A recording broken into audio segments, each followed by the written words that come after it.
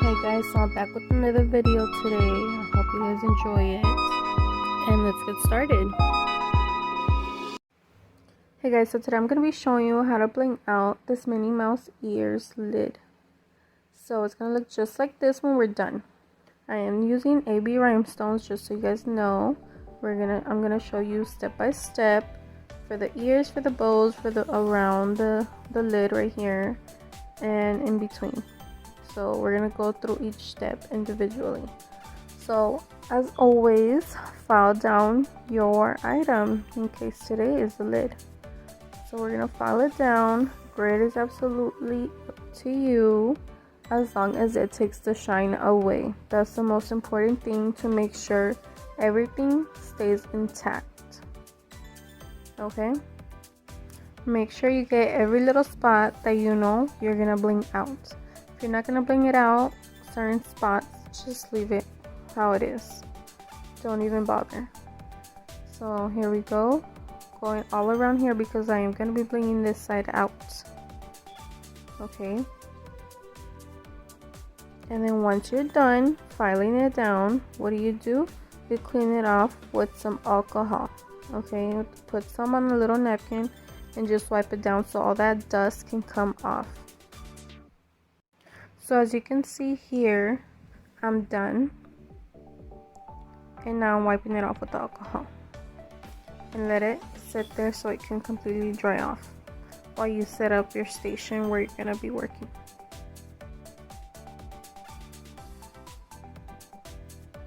So I am using this epoxy glue. Yes, I do blend it on my Bath & Body Works lids. That's just something I do. Don't laugh at me. And yes, I do clean it before I use it. And I use the toothpicks to blend it because they are disposable. I don't have to reuse them. You know, just throw it away when you're done. So as you can see, I am already applying the epoxy onto the lid where I'm going to begin bedazzling. So I am using size SS20 to bling most of this lid out. It's nearly impossible to bling out one item with one size rhinestone. Like, it's never gonna happen. So here you go. I'm beginning going around with the size 20. I'm gonna go all the way around, and make sure for these lids, because you know you don't want the rhinestones to be getting in the way of the other ones, you have to think ahead of time. You know where you're gonna be placing, what are you gonna be doing. So I'm trying to put the rhinestones in the middle. Can you see? I'm putting them in the middle, not too close to the round part of the dome part, and not too close to the edge, because they're both gonna be blinged out also, and you don't want those rhinestones bumping into each other. So try to keep the rhinestones right on the middle. This epoxy does take 30 minutes to cure, so it gives me a lot of time to move stuff around. But I do have to be double checking, making sure nothing is sliding off. So I'm beginning the bow now. I'm going to place the epoxy on, and I am using size 20 rhinestones on these bows again. And I'm going to start putting my size 16 on the side, because you know there's always going to be little gaps where you can't always fit the size you want. I need to put one size smaller. So in the middle of the bow, size 20 all around, as you can see that I'm doing right now. And real quick, I am using epoxy, your preference glue. I just love using epoxy for items that I know are gonna be used very frequently, like a lid that you have to wash, that you're using, that you know it's being touched, it's being moved. So that's why I like to use epoxy on my lids and my cups. It's completely optional and up to you guys what you use. So now I'm doing the side of the bow. So I know I began in the bottom. That's just what happens when you've been doing this for a while, but I forgot I was doing a tutorial. So start from the top, make your way down to the bottom. Okay, Ignore the 3 rhinestones in the bottom. So you're gonna keep going around. I'm gonna leave the back part for a little bit later, and then, like I always tell you guys, outlines first, because you want it to look pretty, and you know the outlines always stand out. So do the outlines and then fill it in. So I went around, and now I'm gonna fill in the middle parts. I'm doing the first line, first fill line, and then I'm moving in towards the middle of the bow. Again, I'm using size SS20. So now I'm going to show you how I did the top of the bows. So again, size SS20. I'm going to do 3 per row, working my way from the bottom to the top. Sorry, this was a bit off frame, but so yeah, like I said, 3 per row. The 20s fit just fine, except when we got to the tip of it, I had to use size 16, 3 of those to fill in the top. So now I am going to show you how I did the other side of the bow. So again, SS20, outline first and work your way. Or it's completely up to you guys how you guys want to do it. I'm just recommending outline first for beginners. If you've been doing this for a while, or you know you feel comfortable, you can start adding 2 lines, or you know, however you guys want to do it. So SS20 and go around. One thing I would say though is always work from your outer in. So you see how I'm going from the outside of the bow in, because what's more calming, what's more llamativo, you know, that people notice more, is the outer stuff. So once you get to the middle of the bow, people are not going to be looking so much into detail. So if you have to fill in, it won't be so noticeable as if you would have had them in the outer side of the bow. So keep that in mind. So you see how I'm doing the outer, but I'm working my way in, because I know I'm probably going to have fills with the size 16.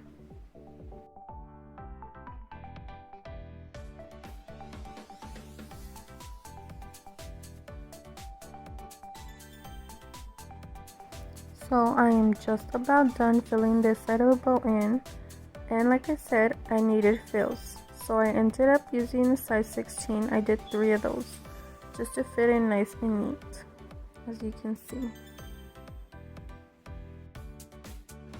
So now I'm doing the next side of the bow, which same things apply.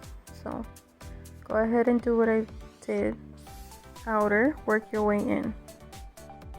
So I am completely done with the bow, completely done, and this is how it's looking, super cute. And now it's time to move on to the dome part of the lid. So I already put the epoxy on, and I'm gonna work my way from the bottom to the top where the bow is. You want to start from the bottom so your fills fit next to the bow if you may need some. So go, you know, line by line, work your way all the way to the top. So you see, this is what I meant. You see the rhinestones that I already had placed around the lid in the bottom? I put them in the middle so these rhinestones wouldn't hit with them, and there wouldn't be no problem there. That's why it was very important for them to be in the middle. So I am doing only half of the dome lid first, and then I'll do the other side. I cut it off right there where their ear is at, right there in the middle. I don't know if you can see where the glue is and where it's not, where it doesn't have epoxy. So now I'm moving on to the second line. So if you are asking yourself what pattern I'm doing, I'm not doing nothing specific. It does give that illusion that I am doing honeycomb, which it kind of is, but I just placed the rhinestones wherever they fit in. There was no specific pattern, you know, so no specific pattern, if that's what you're asking. I just placed them where they would fall in.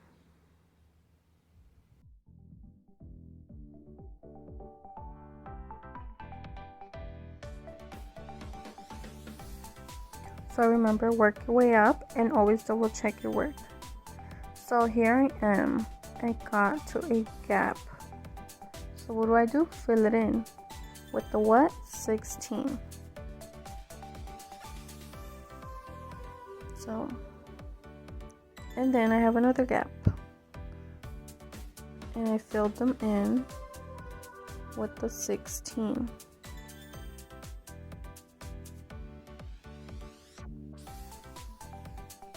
So now I'm at the line that connects where the straw goes in.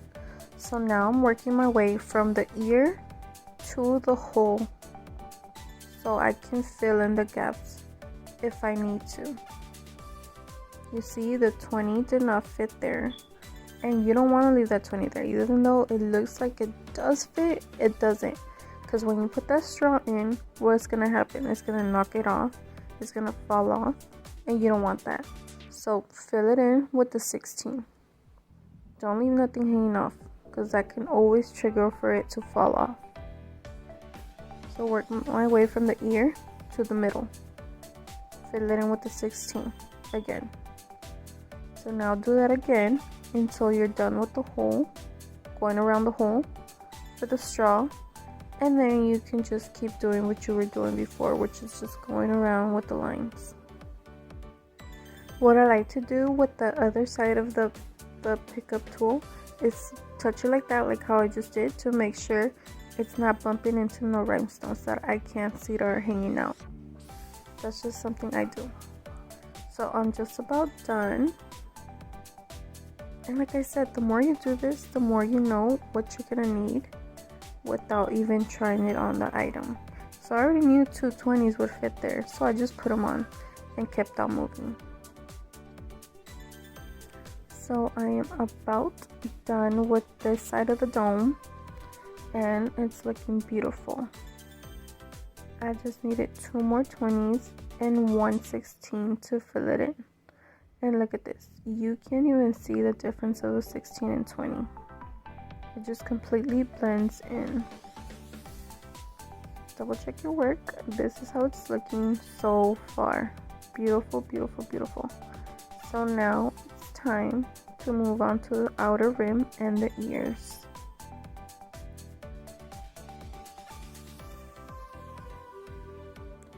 So I am beginning with the outer part of the ear. And like I've said so many times, and I'll continue to say, make sure you're using a rhinestone that fits, that's not hanging off, because that's going to cause for it to fall off, and you don't want that. So make sure you're using a size that fits. In this case, it's size 16. Okay, so now that I'm done with the outer part of the ear, it's time to move on side of the ear. So I am going to be going around the outer side of the ear and working my way to the middle. One line at a time. Recommended, up to you. Also make sure that first line of rhinestones is not hanging out. Make sure it's actually inside the ear. Double check if you have to.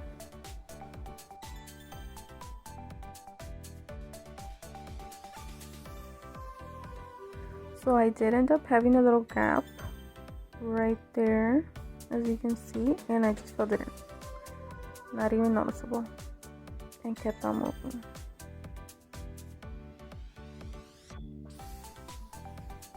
And then just blend it in, make sure everything looks nice and neat, you know. So now I'm working on the outer edge of the lid. A lot of people don't bling this part out, but I always like to because it's something that is noticeable.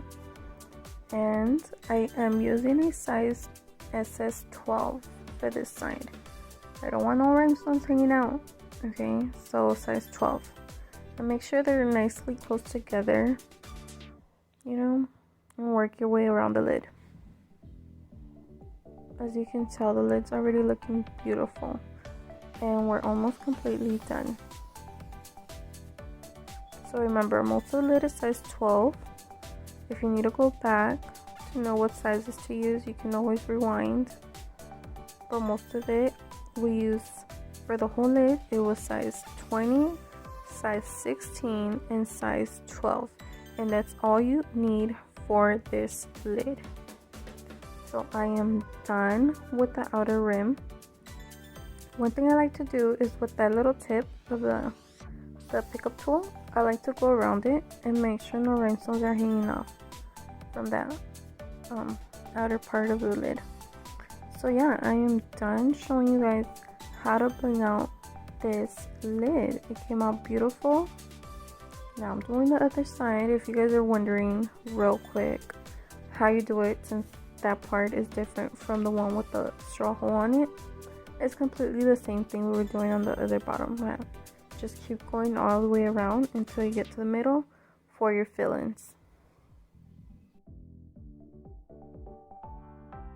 So yeah, this is how the other side looked. I'm doing my fillings. I think it was about 3, size 16 right there in the middle. Yeah, 3, and that's it. Oh, and another quick tip. So you see how you can see the back of the other rhinestones?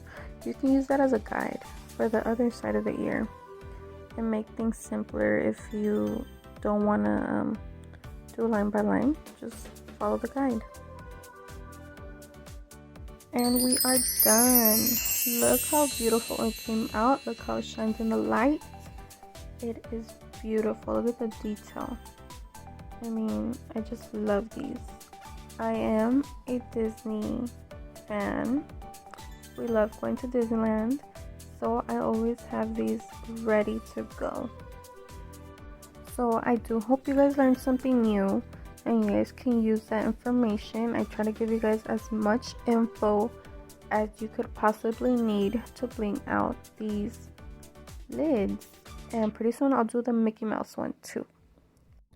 So like always, thanks for watching. I hope you guys enjoyed, and like and subscribe, and I'll see you guys in the next video.